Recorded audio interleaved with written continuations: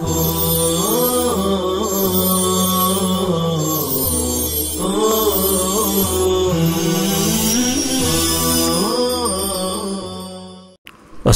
علیکم ورحمۃ اللہ وبرکاتہ۔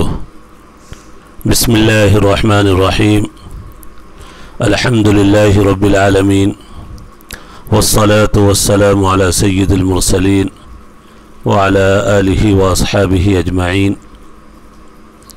عزیز طلبہ، حسامی کا یہ سبق ہے۔ آج کے سبق کا عنوان ہے حکم القیاس۔ حضرت مصنف رحمۃ اللہ علیہ نے قیاس کے متعلق 5 بحثوں کا وعدہ کیا تھا۔ پہلی بحث نفس قیاس، دوسری شرط قیاس، تیسری رکن قیاس، چوتھی حکم قیاس اور 5ویں دفع قیاس۔ 3 چیزوں کے متعلق بحث ہو چکی ہے: نفس قیاس، شروط قیاس، رکن قیاس۔ آج قیاس کے متعلق چوتھی بحث ہے حکم القیاس۔ قیاس کا حکم کیا ہے؟ حکم کے اصلی لغوی معنی ہے روک لگانا۔ حکمت الدابہ جانور کے لگام کو کہا جاتا ہے جو اس کو ادھر ادھر حرکت کرنے سے، بھاگنے سے روکتا ہے۔ حکمت الدابہ۔ حکمت اسی مادے سے ہے۔ انسان کی حکمت بھی اس کو برائیوں سے روکتی ہے، فحش چیزوں سے، فحش باتوں سے روکتی ہے۔ احکمت آیاتو، جس کی آیت محکم کی گئی، مضبوط کی گئی۔ جب آیت محکم کر دی جاتی ہے، نسخ ہونے سے روک دی جاتی ہے۔ حکم کے اصلی لغوی معنی ہے روکنا۔ ایک مشہور عرفی معنی جو ہمارے عرف میں چلتا ہے فیصلہ کرنا۔ فیصلہ بھی در حقیقت حکم ہے کہ قاضی کا فیصلہ بھی لوگوں کو ظلم سے روکتا ہے، کسی کا فیصلہ بھی لوگوں کو ظلم سے روکتا ہے۔ الحکم فیصلہ بمعنی قضا۔ یہاں پر جب حکم قیاس استعمال کیا ہے تو اصطلاح میں جب حکم کا لفظ بولا جاتا ہے، جیسا کہ آپ نے ہدایت النحو کافیہ میں بھی پڑھا ہوگا، حکم کا لفظ جب بولا جائے اس سے مراد وہ اثر ہوتا ہے جو کسی شے پر مرتب ہو۔ الاثر المترتب علی الشیء، وہ اثر جو کسی شے پر مرتب ہو، اس کو حکم کہا جاتا ہے۔ حکم قیاس، قیاس کا حکم یعنی قیاس ہونے کے نتیجے میں کون سا اثر مرتب ہوگا، بتائیں گے مصنف، وہ تعدیہ ہے۔ قیاس کا نتیجہ یہ ہوگا کہ اب تعدی کیا جائے گا اس حکم کو دوسرے کی طرف۔ جیسے ہم نے مسئلہ خمر میں، آیت خمر میں ہم نے غور کر کے علت نکال لی، سکر اور نشہ، تو اب ہم نے اس حکم کو بھنگ، چرس، دوسری نشہ آور چیزوں کی طرف ہم نے متعدی کیا، تو قیاس کے نتیجے میں جو اثر مرتب ہوتا ہے وہ تعدیہ ہے۔ وَأَمَّا حُكْمُهُ فَتَعْدِيَةُ حُكْمِ النَّصِّ إِلَى مَا لَا نَصَّ فِيهِ۔ یہ عبارت آپ کے سامنے لکھی ہوئی ہے، کتاب کی عبارت ہے۔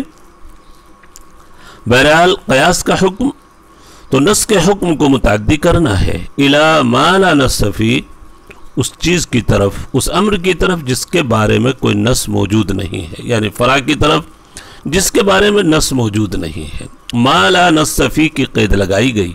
اس قید کا فائدہ آپ سمجھ رہے ہوں گے، کیونکہ قیاس کے صحیح ہونے کی شرط یہی ہے کہ اس کے بارے میں نص نہ ہو، جس کے بارے میں جب نصوص موجود ہیں۔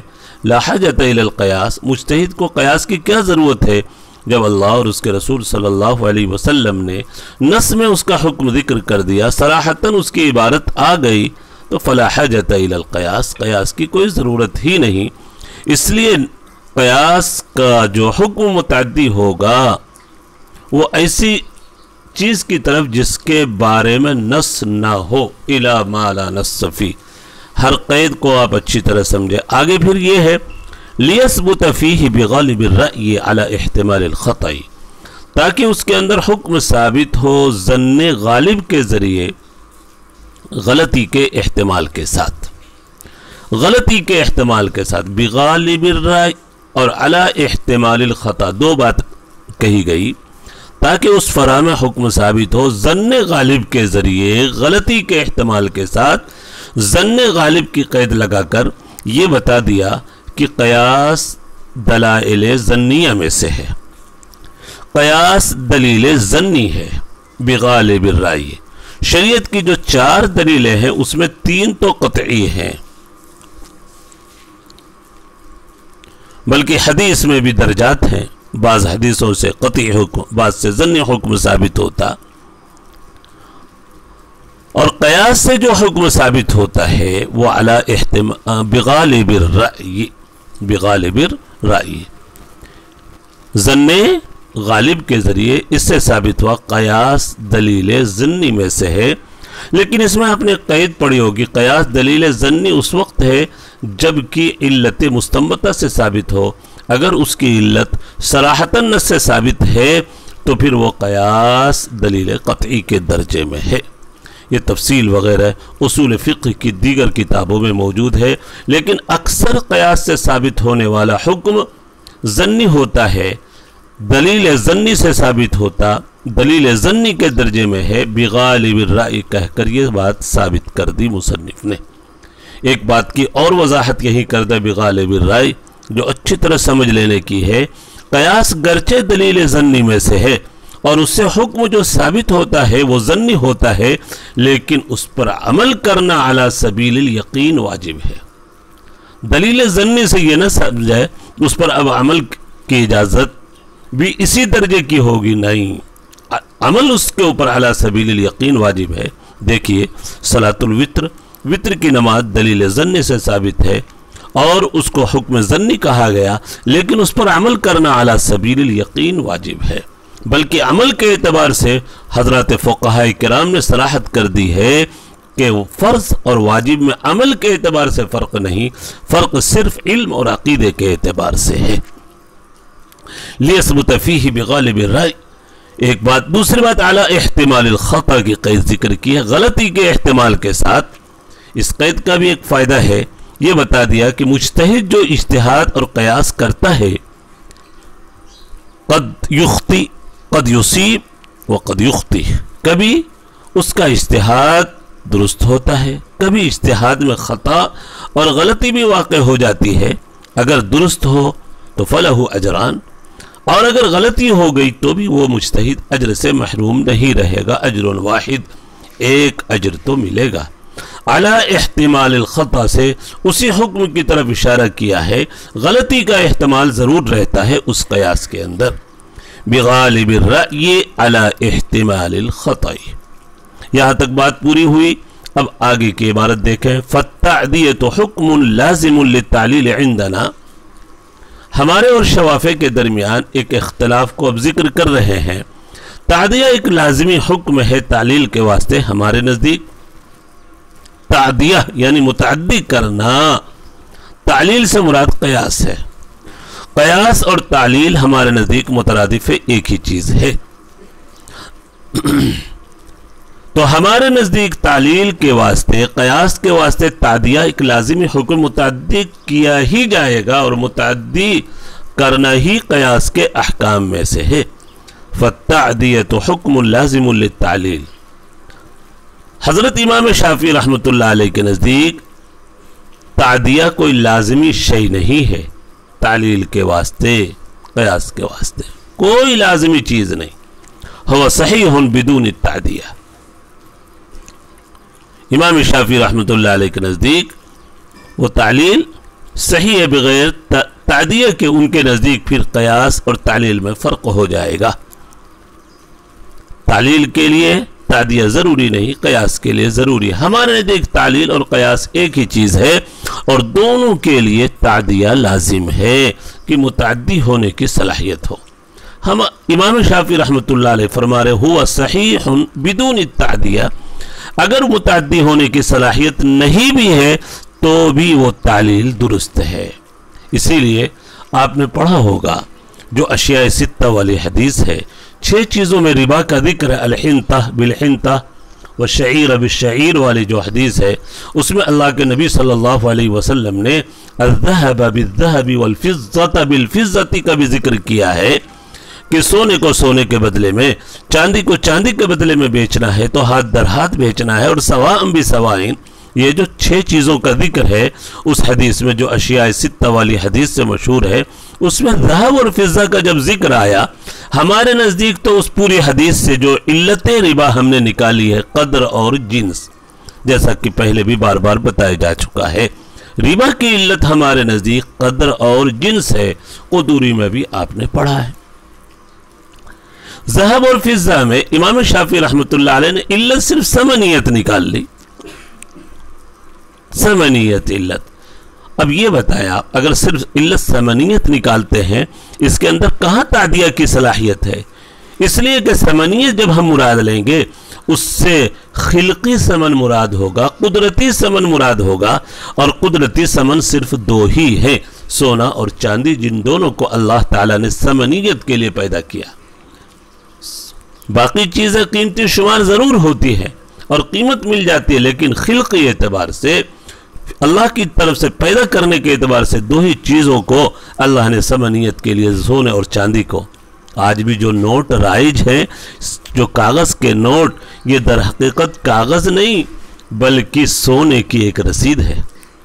یہ رسید ہے کہ آپ اتنے سونے کے مالک ہیں، حکومت اتنے ہی نوٹ چھاپے گی جتنا اس کے خزانے میں سونا موجود ہے۔ ہاں، یہ کاغذ ایک سونے کی رسید ہے کہ آپ اتنے سونے کے مالک ہیں۔ اصل ثمنیت جو خلقی اعتبار سے اللہ نے بنائی ہے وہ سونے اور چاندی کو، دیکھیں شوافی نے جو ثمنیت علت نکال دی وہ محدود ہے سونے اور چاندی تک، اس کو دوسرے کی طرف ہم متعدی نہیں کر سکتے۔ ہوا صحیح بدون التعدیہ حتی جوز التعلیل بالثمنیہ، تعلیل کو جائز قرار دیا ثمنیت کے ذریعے وہ اشیاء ستہ والی حدیث میں جو الذہب بالذہب والفضة بالفضة۔ یہ امام شافعی کے نزدیک تعدیہ کوئی ضروری نہیں، ثمنیت دیکھے سونے اور چاندی تک محدود ہے، ربا کی علت انہوں نے ثمنیت نکال دی، وہ وہیں تک محدود ہے۔ لیکن اچھا، امام شافعی رحمۃ اللہ علیہ کی دلیل بھی سن لیں، آگے اپنی دلیل آئے گی، اس کا جواب آئے گا۔ حضرت امام شافعی رحمۃ اللہ علیہ کی دلیل یہ ہے کہ قیاس بھی دلائل شرعیہ میں سے ایک دلیل ہے، اور آپ نے پڑھا ہوگا کتاب سنت وغیرہ میں سے بعض آیت خاص ہوتی ہے، بعض آیت عام ہوتی ہے، عام اور خاص ہونا جیسے وہاں موجود ہے، تو قیاس میں بھی جب یہ بھی حجت شرعیہ میں سے ہے، حجج شرعیہ میں سے ہے، تو یہ بھی کبھی عام اور کبھی خاص۔ عام ہونے کا مطلب تعدیہ درست ہو، اور خاص ہونے کا مطلب وہیں تک محدود ہو، اس کے اندر تعدی نہ ہو سکے، جیسے ثمنیت سونے اور چاندی تک محدود ہے تو یہ خاص ہو گئی۔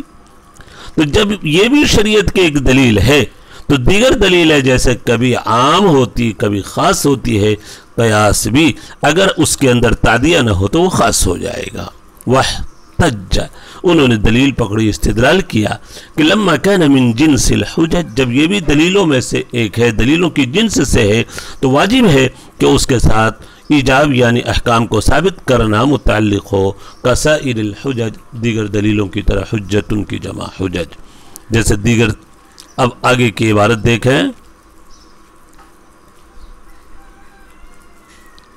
الا ترى ان دلالة كون الوصف علة لا يقتضي تعديته بل يعرف ذلك معنى في الوصف۔ شوافی نے فرمایا کہ دیگر دلیلوں کی طرح قیاس بھی ایک دلیل ہے، اس کا کبھی عام اور کبھی خاص، اگر خاص ہو تو وہ تعدیہ نہیں، متعدی نہیں ہوگی دوسرے کی طرف۔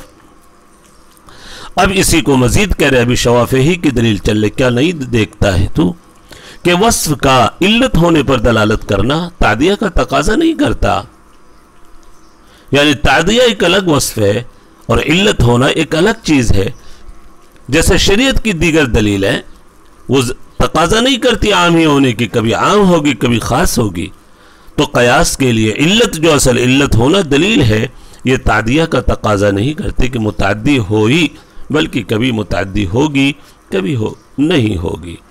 یہ چیز جو جانی جاتی ہے اس کا تعدیہ ہونا ایک ایسے معنی کی وجہ سے جو وصف کے اندر موجود ہے، یعنی اس کا عام ہونا، یہ الگ چیز ہے۔ عام ہونا بنفس ہی علت تعدیہ کا تقاضا نہیں کرتی، بلکہ تعدیہ جو پائی جائے گی ایک الگ خارج کی وجہ سے، خارجی شے کی وجہ سے، وہ خارجی شے اس کا عام ہونا ہے۔ بل یعرف ذلک معنی فی الوصف سے، یعنی ایک الگ چیز جو عموم والی صلاحیت ہے وہ جو علت کے اندر، وصف کے اندر موجود ہے، اس سے اس کا عام ہونا سمجھ میں آتا ہے۔ فی نفس ہی وصف اور علت تعدیہ کا تقاضا نہیں کرتی۔ یہ حضرات شوافع کی دلیل پوری ہوئی۔ خلاصہ یہ نکلا حضرات شوافع کے نزدیک تعدیہ کوئی ضروری نہیں ہے، بلکہ وہ اگر خاص بھی ہوئی اور دوسرے کی طرح متعدی نہیں بھی ہوئی تو بھی اس تعلیل کو علت بنایا جا سکتا ہے اور وہ درست ہے۔ لیکن ہمارے نزدیک حکم لازم ہے، تعدیہ بالکل لازم ہے تعلیل اور قیاس کے واسطے، اور اس کا جواب حضرات شوافع کی بات وجہ قولنا سے احناف کی دلیل انشاءاللہ ہم اگلے سبق کا انتظار کریں۔ اللہ تبارک و تعالی ہم سب کے لیے فہم اور سمجھنا آسان فرمائے۔ وصلی اللہ علی النبی الکریم۔ السلام علیکم ورحمۃ اللہ وبرکاتہ۔